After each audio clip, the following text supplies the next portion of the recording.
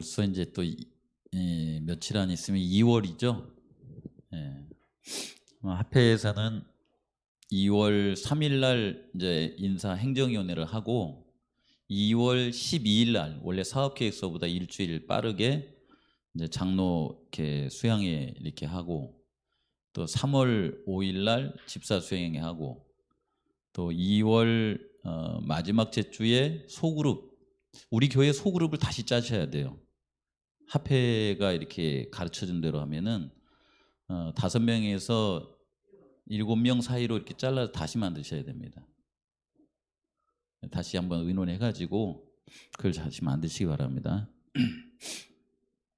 이제 소그룹을 이렇게 80개 정도 이렇게 만들어가지고 소그룹 활동을 좀 많이 하자라고 하는 그런 계획을 가지고 소그룹 리더 세미나하고 그래서 여러 활동들이 이제 연초가 시작이 되면서 계획이 이렇게 되어 있습니다.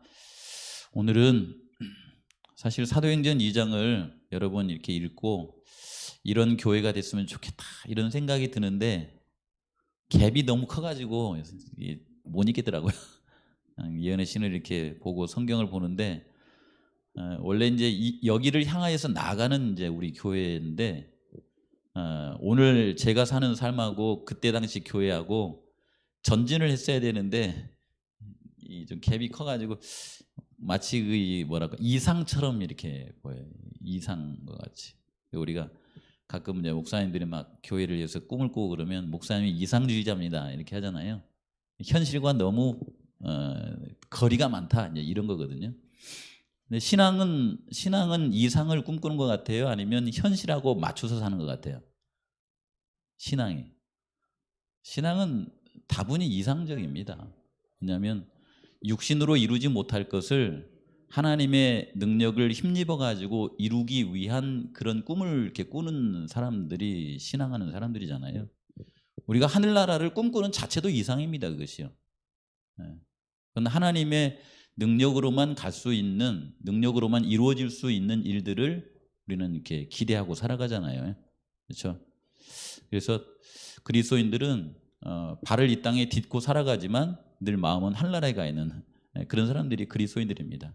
그래서 늘 딛고 살아가는 현실 속에서는 어렵지만은 하나님을 의지해서 뭔가 이렇게 풀어가려고 애를 쓰고 기도하고 변화되고자 이렇게 힘쓰고 하는 그런 사람들이 그리스도인이 아닌가 싶어요. 그래서 세상 사람들이 볼 때는 참 그렇죠. 쓸데없는 데다가 막 돈을 쓴 것 같기도 하고 시간을 쓰는 것 같기도 하고 막 이러지 않습니까? 예. 그러죠. 맛있는 것도 안 먹고. 예. 그렇죠.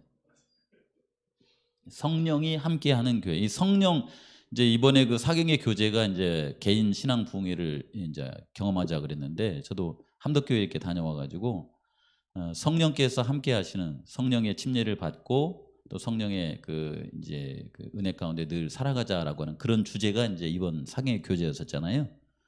근데 육신적인 생각을 가진 사람 가운데 성령이 함께한다는 것은 마치 뭐와 같냐면은 한 율법사가 예수님한테 와서 선생님 어떻게 해야 영생을 얻겠습니까? 그랬더니 율법에 뭐라고 이렇게 기록이 되어 있디? 그러니까 율법에 이렇게 기록되어 있습니다. 그걸 지켜라. 그리하면 생명을 얻으리라. 이렇게 말하잖아요. 그랬더니 그 율법사가 뭐라고 하냐면 저는 그걸 어려서부터 다 지켰습니다. 뭐가 더 이렇게 부족합니까? 이렇게 했더니 뭐라고 그래요? 네 재산을 다 팔아가지고 가난한 사람들에게 나눠주고 나를 따라와라. 그것이 뭐냐면 율법의 궁극이거든요. 율법의 궁극. 이제 그걸 우리가 이제 액면으로 받아들일 때는 재산 다 팔아서 교회에다 바치란 말인가 그것이 아니고 우리가 자녀를 사랑하면은 율법사가 이웃을 대하듯 자녀를 대하지 않습니다. 지난번에도 말씀드린 것처럼 10개를 달라고 하면 몇 개를 주냐면 15개를 줘요. 넘치게 주는 거죠. 그렇죠? 예.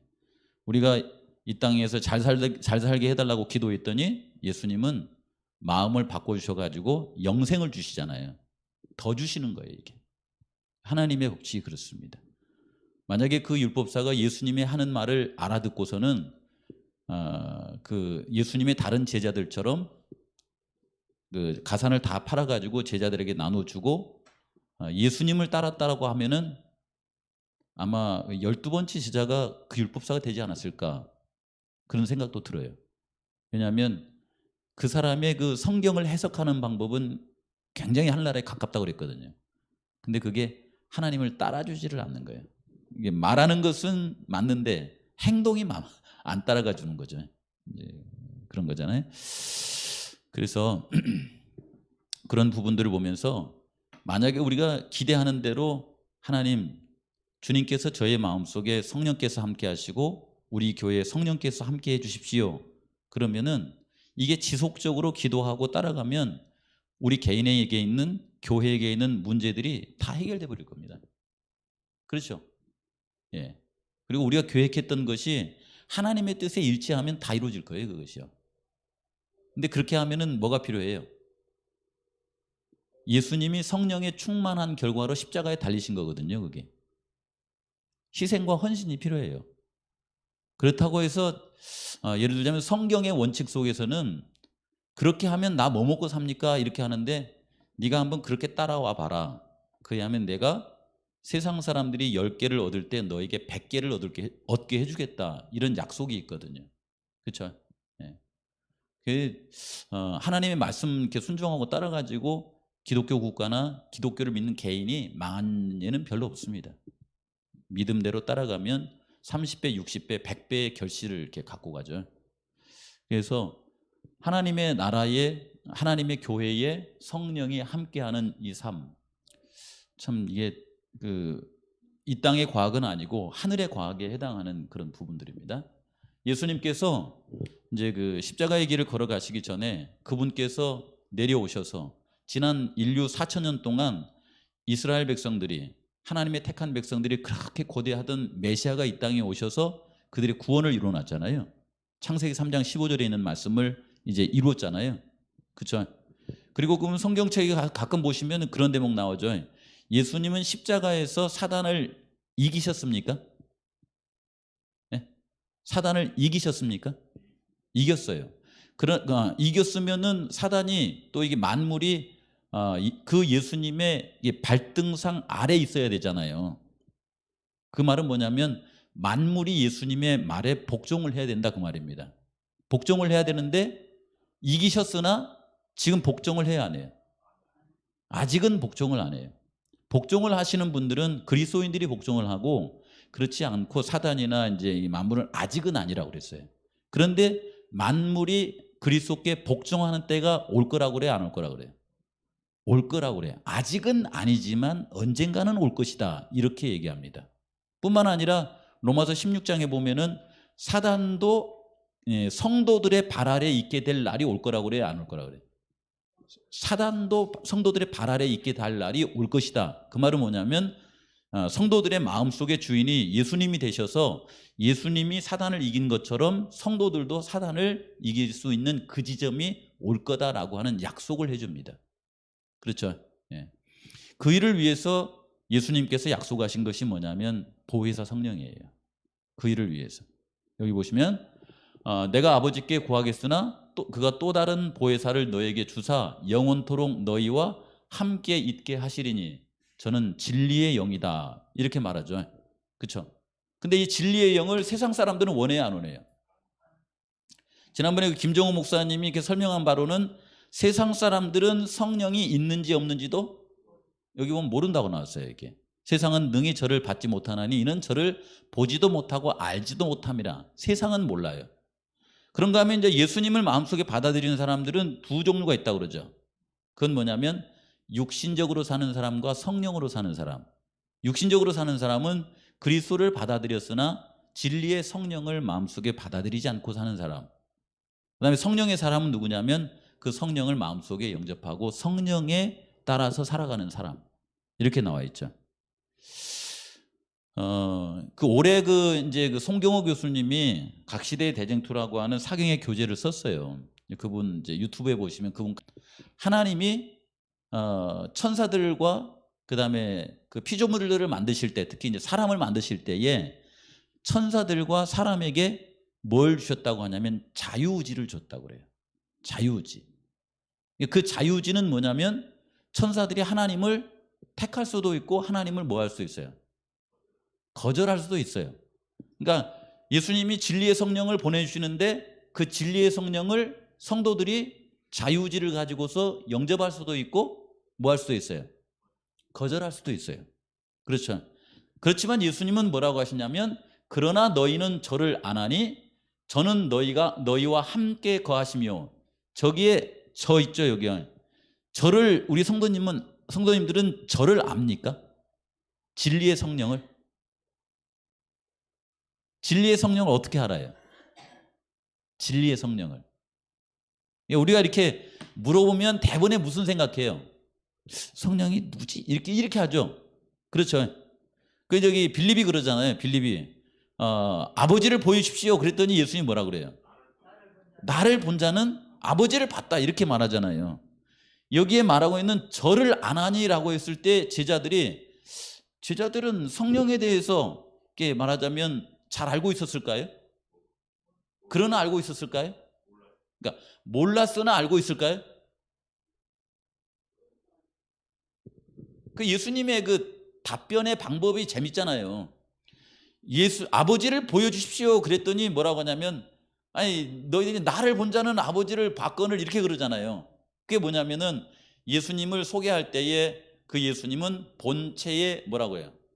형상이라고 그러잖아요. 이렇게 이 땅에 오셨을 때에 그분이 원래 본체이시지만은 그 형상을 이렇게 드러내는 거예요. 그래서 고린도서에 보시면 뭐라고 하냐면 예수님 안에 하나님을 아는 그런 그 형상이 있다고 그러잖아요. 이렇게요. 그런 것처럼 여기에 성령을 안다는 것도 제자들이 그 성령에 대해서 이렇게 생소해하지만 그럼에도 불구하고 예수님이 너희들은 저를 안 하니 이렇게 한 것은 아마 그런 그 대화법이라고 생각해요. 예수님을 아는 사람들은 이미 누구를 알 수 있어요? 성령을 알 수 있다, 이런 말로 하신 것 같아요. 이게 그렇죠. 저를 안 하니 저는 너희와 함께 거하시며 또 너희 속에 계시겠습니다. 이 성령이요, 내가 너희를 고아와 같이 버려두지 아니하고 너희에게 오리라 한 여기, 너희에게 오리라고 한 요분이 누구예요? 요분이 누구냐면은 이제 빌립보서나 고린도서 이런데 볼로시아 이런데 표현에 뭐라고 했냐면 그리스도의 영, 이렇게 표현하세요. 그리스도의 영. 그러니까 그리스도의 영을 통하여서 너희와 함께 하신다, 이 말이에요. 제가 이제 이걸 다 이렇게 이 종합해 가지고 이렇게 말씀을 드리면, 아버지 하나님께서는 우리 성도님들과 함께 하십니까? 아버지 하나님께서는 우리 성도님들과 함께 하십니까? 대답을 하셔봐요. 맞습니까? 어떻게 해요? 그러니까 예수님 당시에는 어떻게 하냐면 예수님께서 우리와 함께 하시는 방식으로, 임마누엘이라고 그랬잖아요. 그렇죠? 근데 예수님께서 이제 하늘 승천하셨잖아요. 예수님께서는 우리 성도님들과 함께 하십니까? 어떤 방법으로 해요? 여기에 너희에게 오리라 했을 때 예수님이 하늘에 있다가 이 땅에 내려오신 건 아니잖아요. 근데 그 예수님을 우리에게 가장 잘 이렇게 나타내 주실 수 있는 그리스도의 영으로 우리와 함께 하신다, 이렇게 표현하고 있습니다. 이해되시죠? 예. 그래서 예수님께서 하늘에 가시면서 우리를 혼자 두시지 아니하고 우리와 함께 이렇게 있겠다, 이렇게 약속하십니다. 그래서 우리 성도님들께서 이제 올 한 해 동안 이렇게 늘 살아가시면서 그런 걸 생각하시면 자주 이렇게 기도하시면서 예수님 저와 함께 해주세요, 쳐다봤더니 있어요, 없어요? 없잖아요. 그렇죠. 그리고 내가 힘들고 어려울 때에 예수님이 함께 해주신다고 약속하지 않으셨습니까? 하고서는 제가 뭐 예를 들어서 열흘 동안, 20일 동안, 30일 동안 기도를 했어요. 근데 예수님이 나와 함께 해주지 않은 것 같아. 그래서 뒤돌아보면서 예수님 분명히 예수님의 이름으로 기도하면 저와 함께 해주신다고 약속을 하지 않으셨습니까? 이렇게 하면서 예수님, 제가 힘들 때 예수님은 저 혼자 걸어가게 만드시고 예수님은 저와 함께 하지 않으신 것 같습니다 라고 할 때 어떤 생각이 나요? 네? 그럴 때 뭘 생각해 보시냐면 모래 위에 발자국이라고 하는 그 시를 생각해 보시라, 이 말이에요. 보시면은 처음에 조금 힘들 때는, 대개 우리가 조금 힘들 때는 누군가의 도움을 이렇게 요청해야 안 해요. 잘 안 하잖아요. 이렇게 형식적으로 기도하고, 정말 힘들 때는 하나님과 간절히 기도하잖아요. 기도하고서 그 이렇게 과정을 이렇게 건너갔는데 모래 위에 발자국이 찍혀 있는데 조금 힘들 때는 발자국이 4개, 두 사람이 걸어가고 있는 발자국이었다고 그러잖아요. 그렇죠? 근데 내가 정말 인생에 하나님이 정말 필요되는 때에 그때 발자국을 보니까 2개밖에 없는 거예요. 한 사람 발자국밖에 없는 거예요. 그래서 그 사람이 물어봤다고 그러잖아요. 하나님, 제가 정말 주님이 필요할 때에 그때 하나님은 어디가 계셨습니까? 제가 주님이 정말 필요했었는데, 그랬더니 그 예수님이 그랬다고 그러잖아요. 자세히 봐라. 거기에 찍힌 그 발자국의 신발 사이즈가 네 거냐 내 거냐 이렇게 물어봤다고 그러잖아요. 가만히 보니까 그 발자국이 누구 거예요? 그게 자기 것이 아니라 예수님 거였어요. 제 발자국은 어디가 있습니까? 그랬더니 내가 너를 그때에 업고 갔다 이렇게 말했다고 그러잖아요. 그렇죠? 그러니까 우리가 살아가면서 힘들 때에 우리밖에 없는 것처럼 이렇게 여겨지는 그때에 하나님은 우리와 함께 하신다는 겁니다. 이제 그런 걸 성령을 통해서 그런 영적인 식별력을 잘 가지셔야 돼요. 사실 성령께서 우리 마음속에 함께 하시는 그 가장 이 본질적인 모습은 내 안에 있는지 없는지도 모르게 함께 하시는 거거든요. 그게요. 그냥 그분이 내 안에 나와 하나가 되는 거잖아요. 그래서 우리 성도님들이 한번 시간을 지내고 간절히 기도하시면서 이렇게 살아보시기 바랍니다. 아마 그때 성령께서 함께 하시지 않았더라면 누구와 성령께서 함께 하시지 않았다면 그 사건을 성령께서 함께 하시지 않았다면 그때에 내가 지금까지 걸어온 그 길을 선택하지 않았을 텐데 성령께서 함께 해 주심으로 그 형제와 성령께서 함께 하심으로 그 사건을 성령께서 함께 하심으로 그 일을 이렇게 하고 올 수 있었구나 이렇게 여겨질 거예요. 그러겠죠. 기도하시면서 한번 이렇게 오늘 그 내용은 그런 내용들입니다. 제가 생각한 것이요. 그 초대교회에 그 성령이 함께 하시는 것이 너무 화려해 가지고 제가 우리 성도들 나오는 게 힘들더라고요. 하루 종일 책상에 앉아서 기도하면서 이게 말씀을 준비하는데 잘 안 되더라고요. 보십시오. 여기 보시면은 스가랴 12장 8절에 있는 말씀에 보시면 뭐라고 했냐면 그날에 그러니까 성령께서 함께 하시는 그날에 약한 자가 그날에는 다윗과 같겠고 다윗 족속은 여호와의 사자와 같을 것이라 이렇게 말하죠. 이게 우리가 이 구약 성경과 신약 성경을 이렇게 볼 때에 이게 영적인 눈으로 안 보면 매칭이 잘 안 됩니다. 매칭이 잘 안 돼요. 여기 보시면은 약한 자가 그날에는 누구와 같다고 그랬어요? 다윗은 누구냐면은 이스라엘 백성들이 이제 그 사사 시대를 지나가지고 사울 그다음에 다윗이잖아요. 다윗이 하나님께서 약속하신 영토를 전쟁을 통하여서 회복하는 사람이 누구냐면 다윗이에요. 전쟁을 끝내고 나서야 솔로몬을 통하여서 그 나라에 성전을 세우십니다. 쉽게 말하면 다윗은 주로 뭐였어요? 주로 전쟁이었어요. 전쟁. 그렇죠. 근데 여기 보면 약한 자가 그날에 다윗과 같겠다라고 했는데 구약 성경에 약한 자가 다윗과 같을 때에 그 다윗의 삶을 원형적으로 이룬 신약에는 어떻게 나오냐면 예수님은 다윗과 같다. 다윗의 자손이요 했을 때에 예수님은 선하게 싸움을 끝장을 내신 거예요. 어떻게 해요? 사람들을 죽여서요? 적군을 칼로 무찔러서요? 그게 아니라 칼과 창이 없는 상태로 본인이 십자가에 달리신 거예요. 그렇게 했습니다. 그리고 이 사도 시대에 보시거나 이렇게 교회 시대를 보시면은 예수님께서 이 땅에 오시고 난 다음에 성령께서 우리에게 오신 다음에는 그리스도인들은 전쟁을 할 때 손에 칼을 들어야 안 들어요? 그리스도인들은 칼을 들지 않습니다. 원래 재림교회도 우리가 군대를 가긴 하지만은 이 전쟁터에 가서 총을 쏘게끔 말하자면 신념이 돼 있지는 않아요. 이게요. 그냥 가서 그냥 지금 휴전 상태니까 그런 것이지. 그렇죠. 칼을 쓰는 자는 뭘로 망한다 그래요? 칼로 망한다 그러잖아요. 그래서 그 칼의 원형이 뭐냐면 말씀이거든요. 말씀이신 예수님을 통하여서 상대를 위해서 나를 희생시키는 것이 말하자면 신약의 다윗이에요. 신약의 다윗. 그래서 여기 약한 자가 그날에 다윗과 같겠다라고 하는 것은 하늘의 법칙을 드러내는 원칙을 드러내는 다윗이 돼야 돼요. 여기 보시면은 다윗의 족속은 여호와의 사자와 같을 것이다 그랬잖아요.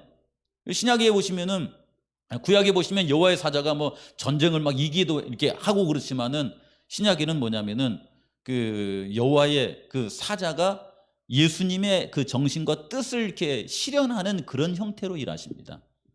그렇죠? 예. 그래서 이 교회 안에서는 제가 보니까 예전에 그 제가 사역지 가운데 한 군데가 진도였어요. 진도였는데 그때 당시는 정말 재밌었습니다.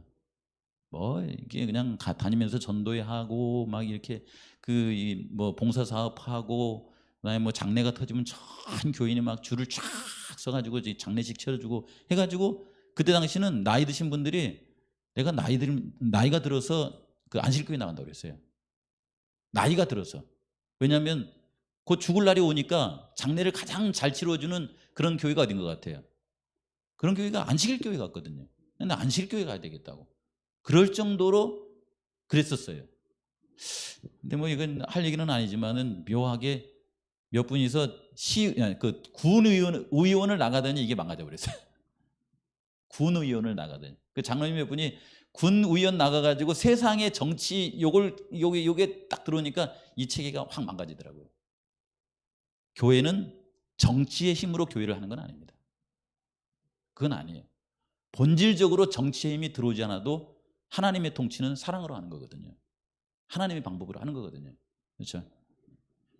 그래서 여기에 보시면은 초대교회의 그 이 모습이 여러 가지 문제가 있었지만은 한 가지 관심사와 신자들의 포부로 인하여서 모든 문제가 묻혀버렸다 이렇게 나오더라고요. 여기 한 가지 관심사가 뭐였었냐면은 여기 하늘색 글씨로 된 거 있잖아요. 한 가지 관심사는 그리스도와 같은 품성을 갖는 거였어요. 그 다음에 신자들의 포부는 뭐였었냐면은 하나님의 나라를 확장시키는 거였습니다. 이거 외에는 관심이 없었습니다. 품성은 하나님을 닮는 것이요, 포부는 하나님의 나라를 확장시키는 거였어요. 이걸 위해서 이게 교회가 돌아가야 되는 거거든요, 이것이요. 근데 이것이 변질이 돼가지고서 세상과 희석이 되면 교회는 문제가 많이 생기게 되고 분열이 되게 됩니다.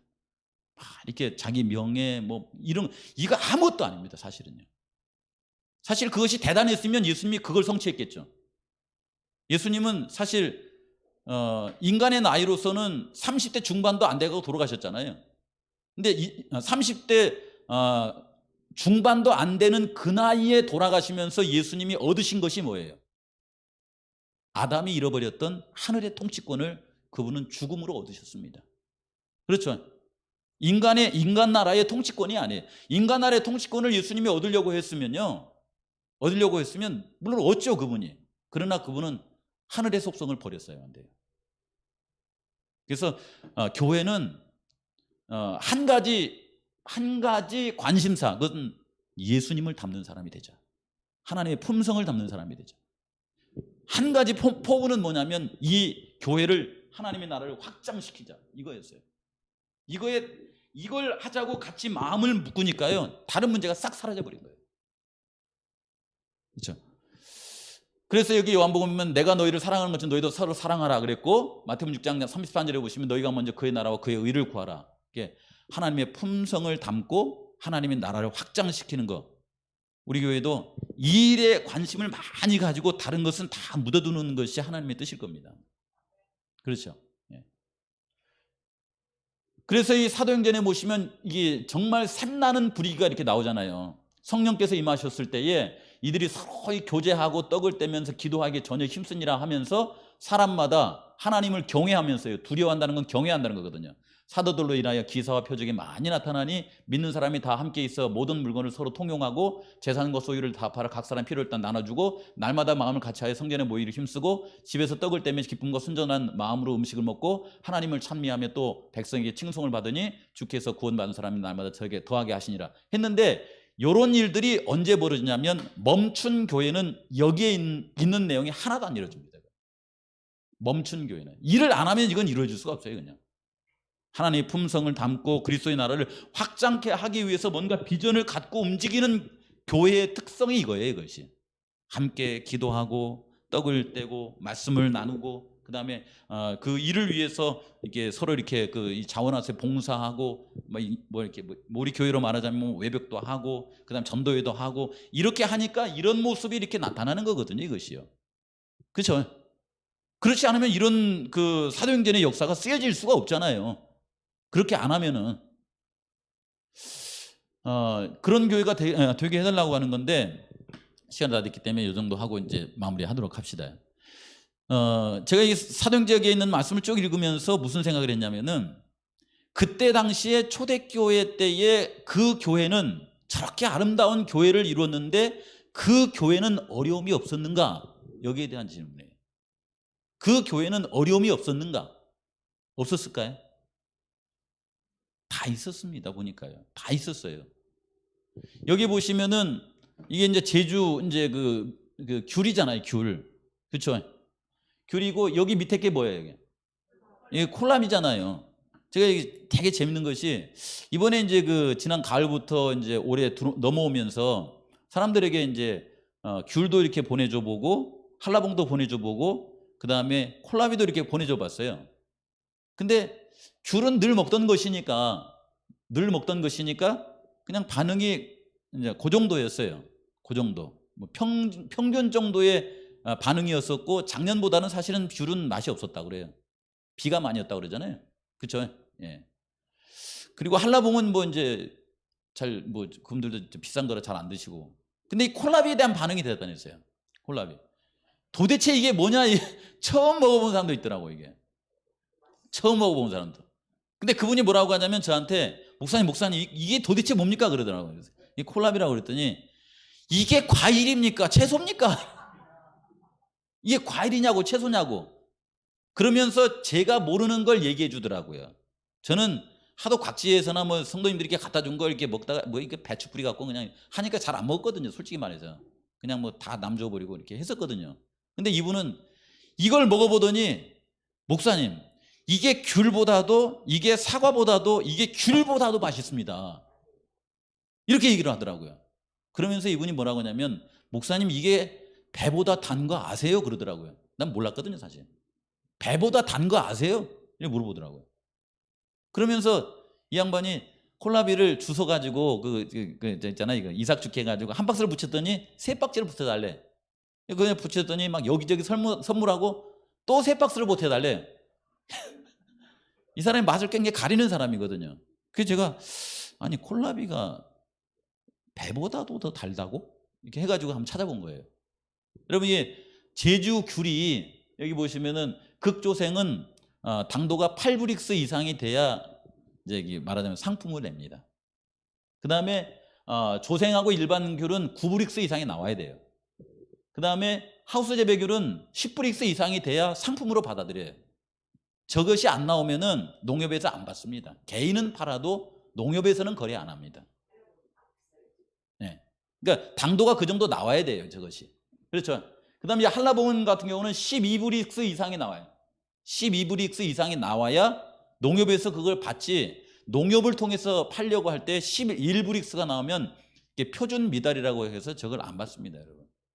그거 아시죠? 그거 아세요? 그 제주도 저기 서귀포에 농사 짓는 집사님이 거기는 이제 그 계약 재배를 하잖아요. 계약 재배를 해서 그 당도가 안 나오면은 다 폐기 처분합니다. 올해 그냥 막 주스 엄청 났잖아요. 이게 비가 와가지고 당도가 낮아가지고. 그렇죠? 그러니까 우리가 먹던 이 귤이 8브릭스에서 한라봉이 12브릭스까지인데 이 콜라비는 제주에서 나는 콜라비의 당도는 어느 정도일까요? 알아맞혀 보세요. 보통 당도는 약 12에서 15브릭스, 14브릭스예요. 그러니까 이게 사실은 실질적으로 뭐보다 달아요? 한라봉보다 달아요 더. 처음 알았어요 이게. 한라봉보다 더 달아요. 원래 알고 있었어요? 원래 알고 있었어요? 나는 맛있다는 건 알았는데 이게 배보다 더 달다는 건 이번에 처음 알았는데 배는 12브릭스 정도 돼요. 실제로 인터넷 찾아봤거든요 이것을. 예. 근데 콜라비의 당도를 결정하는 게 뭐냐면은 이 귤이나 콜라비의 당도를 결정하는 것은 결정 요소는 첫째는 품종이래요. 품종이 좋아야 된대. 두 번째는 뭐냐면은 수확기 때에 수분과 빛이 잘 들어와야 돼. 수분은 많을수록 좋아요, 적을수록 좋아요? 적을수록 좋아요. 빛은요? 많을수록 좋아요. 야, 저 부분을 영적으로 해석하는데요, 대단하다. 근데 깜짝 놀라버렸다니까요. 사람이요, 살아가면서 돈이 많으면 품성이 좋은 사람이 별로 없답니다. 수분은 적을수록 좋은 거예요. 돈이 많은 사람들은 부족한 걸 잘 모른대요. 그게 마음이 남을 잘 이해를 못한다는 거예요. 예수님께서도 이 땅에 오셔가지고 부자로 사셨어요? 가난하게 사셨어요? 가난하게 사셨잖아요. 근데 그분이 하늘 품성을 유지하고 살았잖아요. 재밌죠? 근데 여기 빛은 뭐냐면 많이 있어야 돼요. 많이. 그래서 예수님 것은 본인이 빛으로 이 땅에 오셨다고 이렇게 또 말하지만은 살아가면서 가난한 사람이 가난한 채 어둠 속에 들어가서 살면 가슴이 좁아져 버립니다. 근데 가난하지만 빛이 충만한 사람은 여유가 있어져요. 말하자면 당이 높아진다 이 말이에요. 이 원리가 있더라고요. 그렇죠. 침례 요한 같은 경우도 가난하게 살았지만 하늘의 빛이 충만한 삶을 살았었잖아요. 초대교회도 실제로 보니까 그런 삶을 사는 가운데 초대교회가 하나님의 품성을 가장 많이 닮은 그런 백성으로 이렇게 섰는데, 예언의 신에 보니까 여기 넘어갈게. 여기 이렇게 나와 있더라고요. 성령께서는 세상의 증오를 받으며 그 자신의 실패와 과오를 인식하는 가운데 투쟁하고 씨름하는 영혼에게 그 모든 위기에서 버틸 수 있는 힘을 뭐 해준다면 공급해 주신다, 이렇게 나와있더라고요. 그 다음에 슬픔과 고통으로 전망이 어둡고 앞날이 혼란스럽게 보이므로 무력함과 외로움을 느끼는 때, 바로 그때에 믿음에 대한 기도의 응답으로 성령께서 마음에 안위를 주시는 때가 슬픔과 위로가 필요한 그때래요. 이게 그때. 이해되시죠? 힘든 그때. 쉽게 말하면은 비가 안 와가지고 수분이 부족한 그런 시간을 지낼 때에 하나님께서는 그 밀감의 당도를 높여주신 것처럼 성도들이 하나님의 성령이 이렇게, 하나님의 성령도 브릭스가 있대요. 이렇게 성령의 열매가 맹탕인 열매가 있고 브릭스가 높은 그런 열매가 있다는 거예요. 그러겠죠? 네. 그래서 힘든 그런 때를 지나갈 때에도 하나님께서는 우리 교회를 초대교회처럼 우리 교회가 하나님의 품성과 그 다음에 하나님의 포부를 이렇게 그 하나님의 나라를 확장하는 그 일을 통하여서 하나님을 가장 많이 닮은 그런 성도들로 삼아 주실 것을 오늘은 이렇게 생각하시면서 또 이렇게 지내시길 바랍니다. 힘든 때가 하나님의 기회다, 이렇게 생각하십시오. 그렇게 생각하시기 바랍니다. 그래서 하나님의 은혜가 우리 성도님들과 함께 하시기를 바랍니다. 여기 이제 시간이 됐기 때문에 마치는데, 인류의 맏형이신 그분은 이런 사람들과 함께 했다는 내용입니다. 결함이 많지만 함께 했어요. 그렇죠? 그 다음에 연약하고 과오를 범하는 사람들임을 아시지만 함께 해주셨어요. 저런 부분들을 읽을 때 좀 마음의 위로가 되죠. 저도 저런 부분을 읽으면 마음의 위로가 되는 것 같아요. 하나님의 은혜가 우리 성도님들과 함께 하시길 바랍니다. 자, 1절만 하고 마칩시다. 4절, 219장 4절만 하시고 기도하고 마칩시다. 정케하고 위로한 후 복을 받게 하소서.